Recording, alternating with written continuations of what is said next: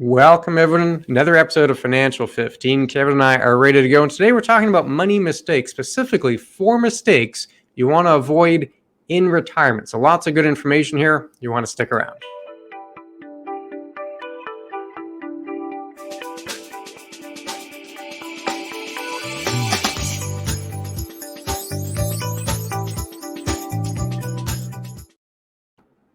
Yeah, exactly. I mean, there's definitely questions that we get on retirement all the time. How do you want to do your retirement? Options on it. Let's talk about the 4 mistakes in a minute. But again, if you want to find out anything more about any of our retirement videos or anything else along those lines, please go to our website at beckerorr.com, like us on Facebook, or as always, go to our YouTube channel, sign up, become a main subscriber. You get all this good content all the time.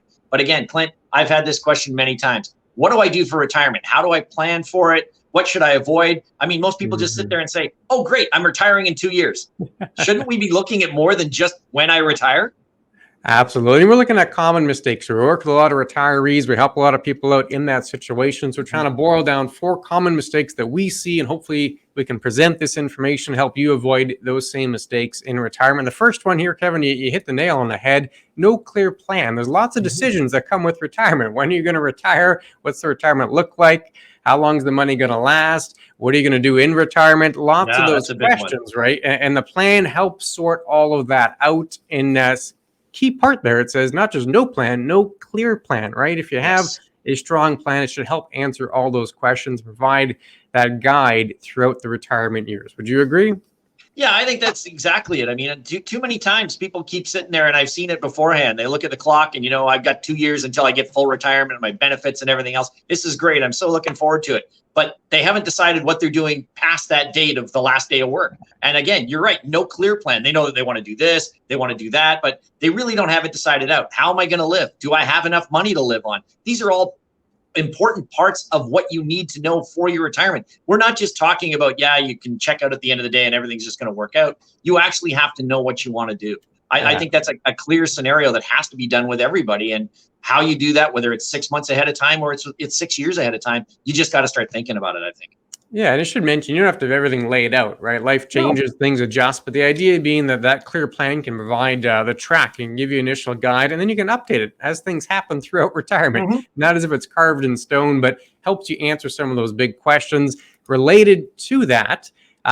No tax plan. Now, these two kind of go hand in hand, but the tax plan gets into the nitty gritty here. The tax plan is going to help you answer some questions. Well, how do I draw down the portfolio? I figured out I need $5,000 a month to enjoy my retirement. How do I actually get that? Do I take it from the TFSA, the RSP, my pension? What about old age security, CPP? How is it all going to come together? How is it going to be taxed? Frank, that's where we do a lot of our work, is getting through that nitty gritty and making sure we can minimize the tax bill. But I would say that's a key part. I'm separating it intentionally here. Yes, it's part of the overall plan, but special emphasis here on having a tax plan to help with the retirement. Yeah, and I mean, basically, that's what the difference is. The first part is all about, what do I want to do when I'm in retirement? Now with the tax planning part of it is, how am I going to do that? And that is the important scenario that you really need to know. I mean, I may want to go and travel to Arizona for 3 months. Can I do it? What is it going to go on? What do I have to utilize? Do I take my RIFs first or my RSPs? Do I deal with my TFSA? Is it non-registered money I have? Do I have to worry about, am I selling my home? Am I not? These are all part of the plan that you have to find out for how the money is going to be drawn down most tax efficiently for you, so you can keep it as long as you want. But you're right. I mean, it's the difference between what and how. And I think they are all together part of one scenario, but they do have to be divided. And they are common pitfalls that people fall into without looking. Yeah, and we should mention, we do have other videos that dive into this topic in more detail, specifically how to draw down a portfolio in retirement. We'll link to that video because it does get directly into that question. Do you start with the RSP, the TFSA, the non-registered investments? Also, we do have some great videos, a webinar, in fact, on what it means if you're a snowbird. If you talked about going down south, that's a whole new tax situation. Once you get into another country, if you rent, do you own property? Are there different filing requirements? Again, we have another video on that, a webinar, in fact, that you may want to check out if it applies to you. But it's all part of that tax plan, things you want to sort out, and a common mistake people do make in retirement. And I'll throw this one to you here. Mistake number 3 here, Kevin. Not thinking about a hobby or a part-time job. You're right. I mean, it's not one thing. As I mentioned up the top, a lot of people are just counting those days down. You got the calendar marked 65 days until I retire. I can't wait. And then it's, well, now what do I do? Do I have a plan going forward for that? Do I have something that I want? Are my friends retired, or am I the first one to go? And what am I going to do beyond there? We've talked to people before. I've seen where waited and anticipated, retired. 6 months in there, the honey-do list was all finished, and now all of a sudden he's bored. What do I do? Well, part-time job at Home Depot. Why? Because there was no plan there. There was nothing to do on that. It is very important that you have some sort of an idea as to what you want to do in retirement. It doesn't have to be definitive. It's not, I'm going to volunteer this many hours. I'm going to work here. I'm going to do this. But you should have some sort of a scenario as to how am I going to plan my days out going forward. That is very important to know, because if not, last thing people need to be doing is, I'm stuck in front of the TV and I'm clicking through whatever Judge Judy's going. So things that we should look at. Is there anything else we need on this topic, though? Yeah, and we should mention sometimes retirement's not always as planned, because, for example, there might be a situation at work, maybe you quit or you retire earlier than you originally thought, so you've got to adjust your plan. That does happen. So if you're kind of thrust into retirement, don't worry if you don't have it all figured out. You can kind of put the pieces together.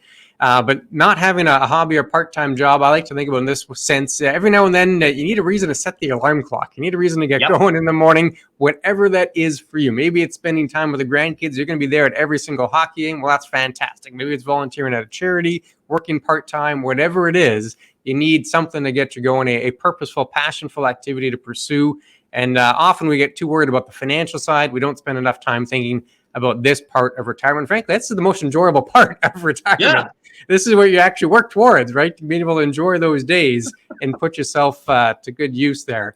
The last mistake we try to avoid, we're kind of lumping a couple into here. We're cheating a little bit, because underestimating the retirement smile actually includes a couple of items, but there's also some data. So I'll pull up the slide here. We'll talk our way through it. This takes a bit of explaining with this. David Blanchett, he did this with Morningstar Investment Management. This is some research he did looking at government statistics, specifically looking at withdrawal rates for retirement. And it was published in the Financial Journal of Financial Planning. And he looked at all the data. He found that often you see the rate of withdrawal in retirement changes. It's not static. It's not flat. It does vary. Often it goes higher in the early years, down in the middle, up in the latter years. He then created some income estimates. That's what we see here on the screen. And he found that the higher the income, often the more pronounced that mid-retirement dip. And that's what we call the smile, because it kind of looks like a smile. You're spending more in the early years, a little more in the latter years, a little less in the middle. You get that U-shape or that smile type of pattern. And the idea here, the mistake of underestimating that, it is kind of a couple items. One, it's not getting a full appreciation of your retirement, because the expenses are going to go up in the latter years. Often that's healthcare cost, those kind of items. You have to make sure you're going to have money for that stage of retirement. I think that'd be part of underestimating the smile. What would be the other part, Kevin? Yeah, I mean, basically, if we take a look, the smile is designated on sort of age category. And as you mentioned there, sort of that health scenario. I mean, when I retire initially, how much is my life going to change? I do want to go down south maybe, and I'm going to spend 3 months there. I'm in good health. I have the ability to travel. So my lifestyle may not, even though I'm not going to work every day and, buying the suits and everything else, that dollar could be allocated over to travel. It could be allocated over to doing more by going out for lunches a few more times, things along those lines. So I'm still going to have that same sort of spending that I had beforehand. But after a certain age, that sort of 70, 75 age bracket, healthcare costs or insurance costs go up to travel. Maybe I don't want to go out as much anymore. I'll sit at home and things. And now I don't need the money that I did.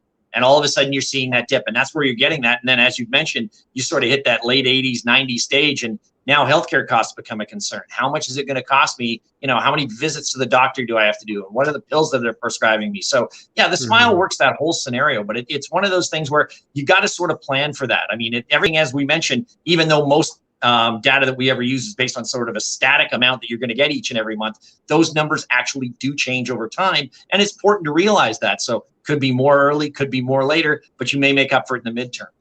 Yeah, and as part of the planning aspect, and again, this we're saying this is one of the mistakes. There's actually a couple kind of buried inside here. One being that you have to make sure that you plan to have extra money towards those latter years. The statistics show us often expenditures go up in the latter part of retirement. I'd say number two is you don't want to try to pinpoint this and say, yeah, I'm going to have $5,000 a month, but then I'll drop to $3,000 and then go up to $4,000. You don't have to get that precise. I actually think if you had a flat amount here, if you just say, okay, I need $5,000, let's just assume we need that whole time through, which means you'll have some surplus in the middle. But that's a conservative method of planning. And then the last piece here, this illustrates the importance of doing those regular updates. You can't just plan, put it on the shelf, and then go live retirement and never take it off the shelf, because as you do those regular updates, you'll see the consumption patterns are changing, and you'll start to see that dip reflected, and you can update accordingly with your actual spending patterns. So a couple of them kind of buried into one, but that's underestimating the retirement smile and the impact that could have on your retirement. So we went through 4 mistakes there. We did that rather quickly. Did you have any additional points for folks, Kevin? No, I think these are all things that everybody needs to consider that usually they don't take a thought of. I mean, there's the plan that really, okay, I have some sort of an idea, but yeah, you really need to put that into effect. You really need to at least sit down and think about it, because as you've mentioned, I mean, life doesn't end at 60 anymore. I mean, you used to be able to retire at 65 or you're dead by 70. Okay, you didn't really have to worry about it too much, but I mean, more people are now retired by 60 and you're living in well into your 90s. So, I mean, you're basically only 2/3 of the way through the entire process. Life keeps changing. You have to update. You have to know what you're going to do. And these are mistakes that you have to avoid, because retirement's a lot longer nowadays, and you want to make sure that you can enjoy it to the best of your ability. Absolutely. Absolutely. And if we'll leave it there for the time being, if you have extra questions out on this topic or any other financial topic, let us know. We're always happy to help out. You can visit us, chatwithclintonandkevin.com. You can see it on the bottom of the screen there. We'd love to hear from you. And with that, I'll say we'll be back again soon with another video. Everyone stay safe and take care.